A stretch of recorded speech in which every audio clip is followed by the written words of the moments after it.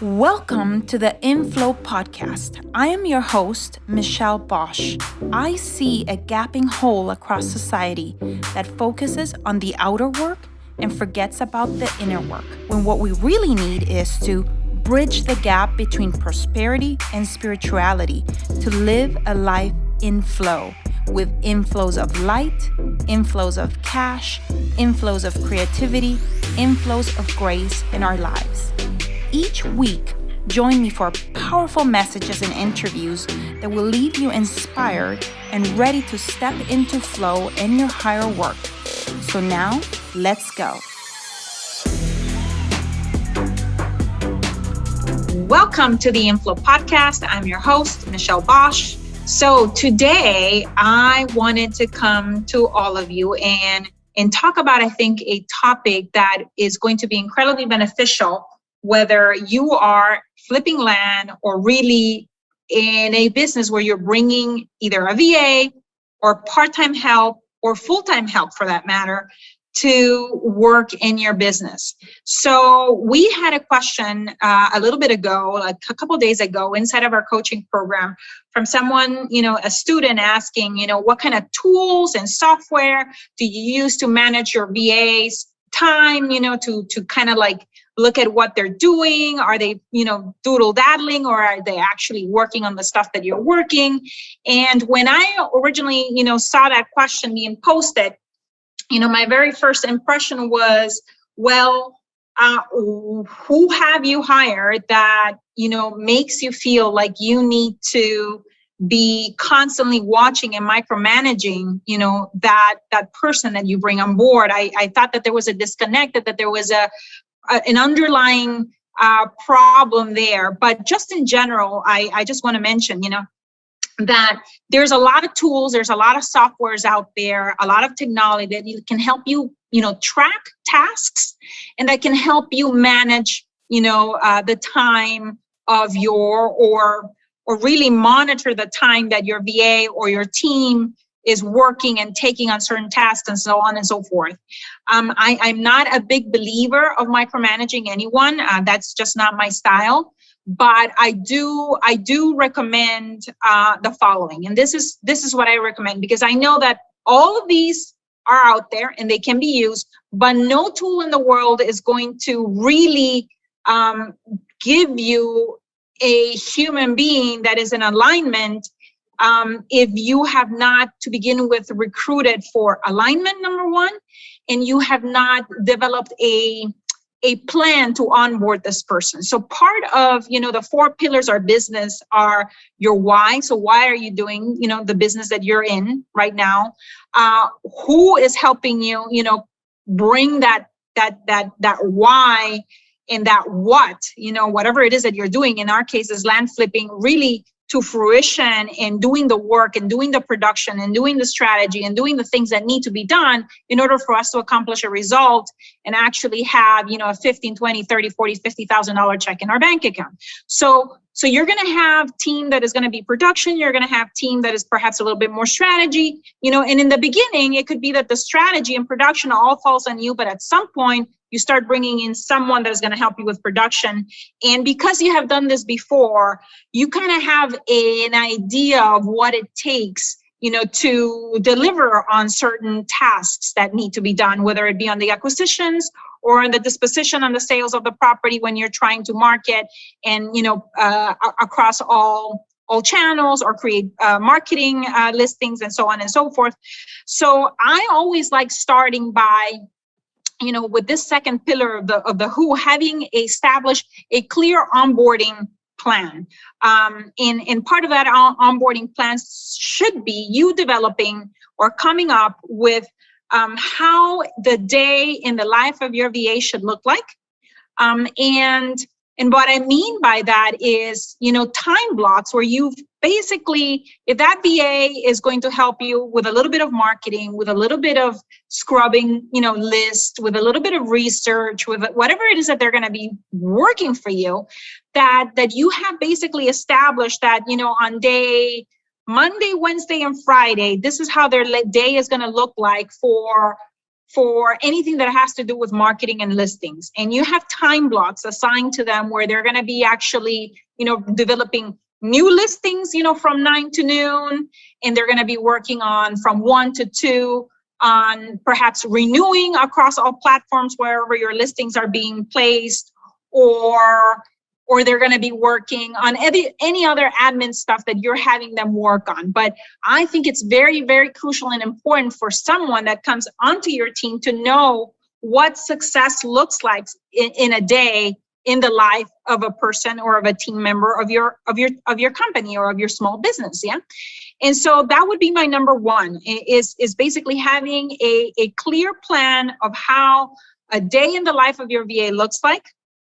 And then once you have established that, because you have done more than likely and worn all hats yourself, anywhere from picking a county to sending out letters to scrubbing the list to making offers or to doing research, making offers, sending out offers, getting offers accepted, bringing them in opening escrow, like all of these tasks basically of the entire deal flow, you have done yourself.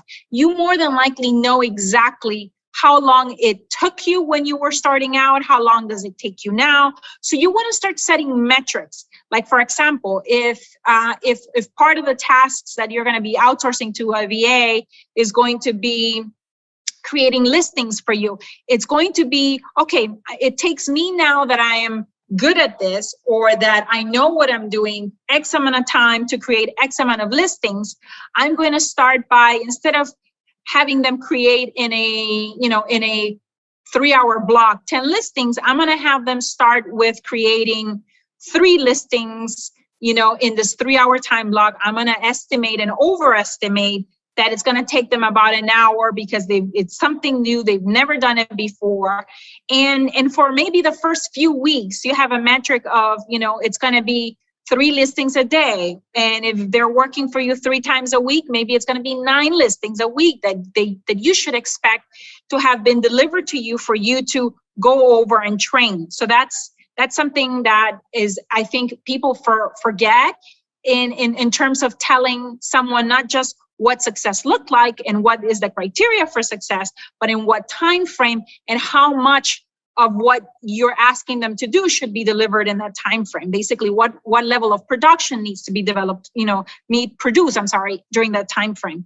And that's where I think the third component of bringing someone on board should be a daily huddle. A daily huddle, I know, may sound like you're micromanaging someone, but you really are not. It's an incredible investment in a new person, in a new life, in a new family that now depends on you, and that depends on your feedback for them to really be successful and really help you get an ROI, not just an ROI in what you are paying them, and your costs, or your cost basis, your investment in that person from a salary standpoint or hourly or however you're paying that person, but it's also return on involvement. And we forget, we are always, as investors, we're thinking about ROI from the point of view of return on investment on our dollars, but we forget about return on involvement, and you being involved and really connecting, having a human connection on a daily basis,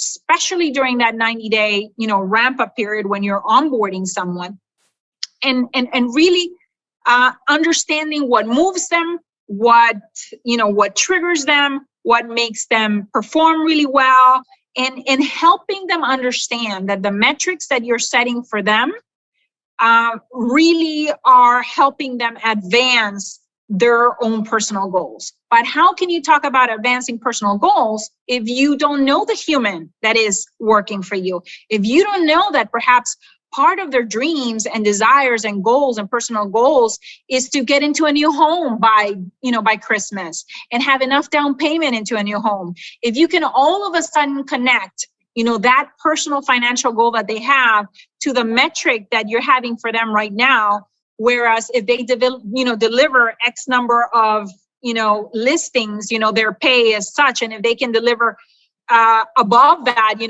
there's a bump or a little raise or something to incentivize them to meet their goal, then you're kind of like expecting something of someone really in a vacuum without really that human connection and their connection to their own personal goals, and really helping them understand how what may seem like a completely unrelated task to their own personal goals really is part of being in the game towards attaining those dreams. And that's how you bring people into alignment into what you're doing, and where you can really assess whether they're a good fit or not. And when you have those daily huddles, it gives you the benefit to say, okay, so, if we had 3 listings as a deliverable, as a metric, for yesterday, and now, yesterday, I know it was Sunday, but, the time of this recording today is Monday. And if on Monday you meet with them and it's not been done, well, let me understand why not. Is it because you don't understand, something on the actual task, and therefore they will require more of your training and support? Or is it because, they, instead of working on your listings, they were working on someone else's listings because that person is not 100% devoted to you, and rather work for someone else that is going through these 3 steps of creating a plan of how their day should be looking like, metrics, and has a daily huddle, and have a personal connection with them, and therefore they love working for that person. But for you, they just like working for you, but they don't love working for you. Yeah. And so that's why it's so important. And I know that this is something that we kind of don't just, we're born with this knowledge. You have to have had the experience of bringing someone on board, and recognizing that when you bring someone on board, especially if it's not your family and they're not committed, because family is usually incredibly committed. Like Jack and I, we have each other's backs. We know we're dream building together. We know what our life vision is, and we want to bring that vision to reality. And so we know what each other's personal goals are, and what our joint goals, as a couple and as a family are. And we can translate those into the mundane task of the everyday things that just need to be done consistently every day. And we're able to connect that, but not everyone is able to connect that in the beginning. And so as you are bringing someone on board, that those things are going to be necessary. That connection is going to be necessary. And you want to be meeting with them on a daily basis. This daily huddle is almost like, I want to say, it's not a suggestion. It is actually something that I would love to advise you to, and invite you to do, if you bring someone on board, especially during that first 90 day period is so critical. And then you can back off from it happening every day, maybe to only 3 times a week, a touch point at the beginning of the week, midweek, and at the end of the week, but never go weeks without a touch point, with whoever's working from you, so that you can really ascertain and assess, are we continuing to be in alignment? Do you understand what we're trying to accomplish? Do we understand the tasks at hand? Do we know how to do this? Do I need to do more training? Do I need to do more support? Because what I have learned also is that, anyone that you bring on board has the best intentions of helping you out. Everyone is operating out of incredibly great intentions. And when something is not working or is not being done, it is not from bad intent or malintent, or they're out to get you, or they're out to not work on the things that you have given out to someone. It's because, number one, maybe they don't understand why, they don't understand what success looks like, and or they might not understand how to do it, or and so on and so forth. So important, in my opinion, to have these 3 things, and these things really, along with the metrics and goals that you might have for that particular week, or even a month, if it's weekly, if it's a sales team, the daily huddle is even more important. And it really drives behavior. It really drives behavior to have the metrics, to have the time blocks showing what success looks like, and having the daily huddles to really ascertain the level of real alignment, that person has, or not, to your mission, to the service that you're bringing into the marketplace. Because if they don't have it, you want to recognize that quickly, versus investing months and months into someone that is not going to work out. So you want to know that rather quickly, but how are you going to know if you're only checking on them and then being frustrated with someone because, you check on them only every other week. And when you check with them every other week, something has not been done. And then you lose morale as well because you're not moving and you're not progressing and moving forward as fast as you would like to have been, because of that. So it requires, us going from a solo entrepreneur to a little bit of a manager, and then a little bit of a manager connecting the human and personal connection goals to moving into leadership as well, and having a combination of those three things in there, and having a better understanding of what's going to move them in order for them to, for you to not have to feel like you have to be micromanaging or taking screenshots of their time because you're thinking, oh my gosh, they're doodle or doodle daddling on Facebook or on social media versus working on the work that you have to be done. And that's why, these goals and these metrics, it doesn't matter if someone then, takes 3 hours to do it or it takes 1.5 hours to do them. If you have set them, then they're in set and they're delivering. And what you do is, as a person gets better and better and better at what they're doing, what you're going to see is that you're going to establish metrics that are initial benchmarks for them. And then you're going to be continuously pushing the bar up and continuously pushing the bar up, so that they can really step up every 90 days into a new version of themselves, of the things that they are capable of doing, that they feel confident in doing. And that production, leads to higher or that to a higher level of production and performance. If you stack kind of like the metrics, you want to always keep on, stretching and stretching and stretching and growing, because if we're not growing, we're dying. And so during that, as you onboard, those first 90 days will be super important to understand whether that person is the right fit and whether they're going to work out and they're meeting their goals, meeting their metrics. And then after those 90 days, it's a constant, I would say, challenging of a person, of incentivizing, of elevating them, and you being able to feel like you don't have to hover so much and lean forward, but actually lean a little bit back and trust in the team that you have, that they can do what needs to be done, whether you're there or not. And that's part of a lot of entrepreneurs understanding that we gain our freedom back by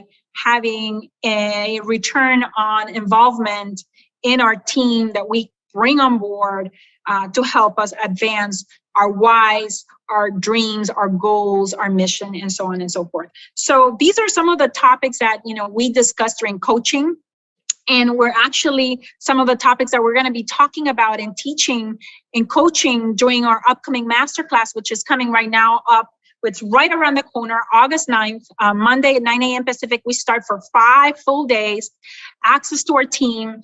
We have a panel of coaches. We have sessions on identifying what the right markets are, because a lot of people usually say, well, I'm having some deals under contract, but I'm not able to sell them. I have a closing problem. And what I'm here to say is that you probably don't have a closing problem, even though that could be part of the problem. But more than likely, what we see a lot of people having is they have a deal flow problem. They basically put under contract the wrong types of properties that are therefore not selling very easily and very quickly. And so we ascertain whether is it a deal flow problem? Is it something where you need to learn some negotiation skills and actual marketing or sales skills, which are timeless business principles that regardless of what platform you're using to sell your land or what's happening in the market, are the triggers for someone to actually, open their wallet and buy your piece of land. All of these things we're going to be discussing during the masterclass. And I would love to have you there. It starts, like I said, August 9th. You can go to landprofitmaster.com, landprofitmaster.com, and sign up. It's going to be 5 incredibly intense days. There will be replays. So if you want to join us, I invite you. We're discussing topics just like the ones that I just discussed right now. And we're really talking about scaling our land flipping business. And there's a distinction in scaling that I think I want to make even like right now. We first scale our business. And that's part of what we're going to be talking about during the masterclass is that first we scaled our business, the actual business of getting deals in and closing on deals and money coming into your bank account. And we repeat and repeat and repeat on that. And we repeat that on volume, and we increase scale by volume, and then we increase scale by, price range of property, therefore by size of deal that we're taking down. That's a way to scale. And that's a way all to scale our business, but that eventually we not just scale our business in terms of the number of dollars that we're bringing into the bank account, but scale also involves you bringing in team, you delegating, you outsourcing, and doing this artfully, doing this properly, so that you can actually have time to spend time with family, to go do the things that you love to do, to work on your biggest purpose, because at the end of the day, we're starting our land flipping businesses not to replace our job, but to bring us closer from a financial perspective to where we want to get, but also to bring us closer to the freedom that we all crave to have, a life rich in entrepreneurial freedom. And that's part of it. It's really knowing how to bring team on board.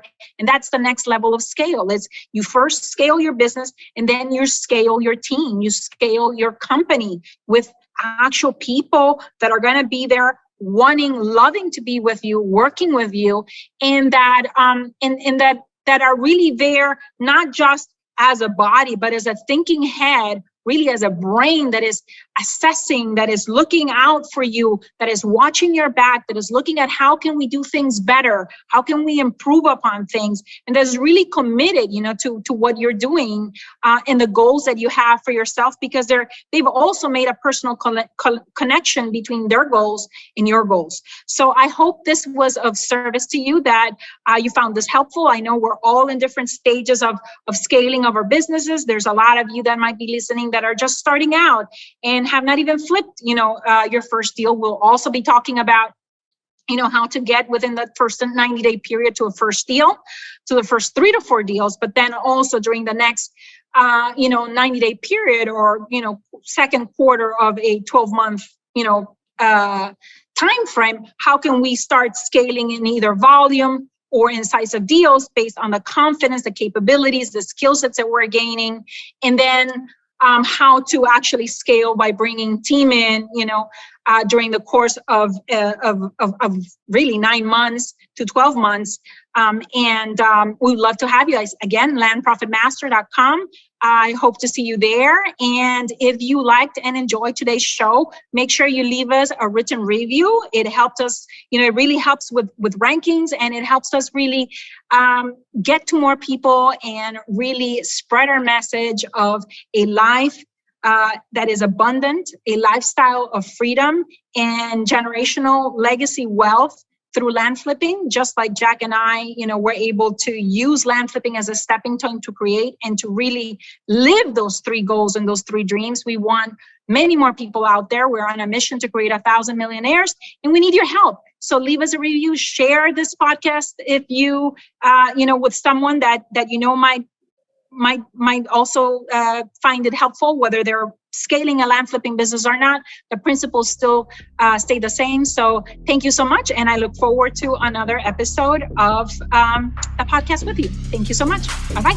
I hope this episode left you feeling inspired and ready to get inflows of cash, inflows of light, and inflows of faith in your life. I welcome your reviews on iTunes. Please leave me a review and help me create an amazing community of women in flow. Thank you, as always, for sharing your voice by going to michellebosch.com and joining the conversation about this show. And while you're there, grab a copy of my 10 Commandments to Living a Life in Flow. You can also follow me on Facebook at Michelle Bosch and on Instagram at Michelle Bosch Official. Thank you very much, and until the next one.